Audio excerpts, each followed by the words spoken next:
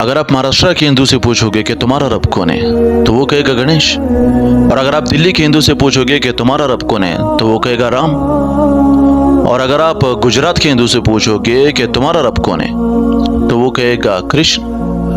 और अगर आप बंगाल के हिंदू से पूछोगे कि तुम्हारा रब कौन है तो वो कहेगा माँ दुर्गा। और अगर आप बिहार के हिंदू से पूछोगे कि तुम्हारा रब कौन है तो वो कहेगा शंकर।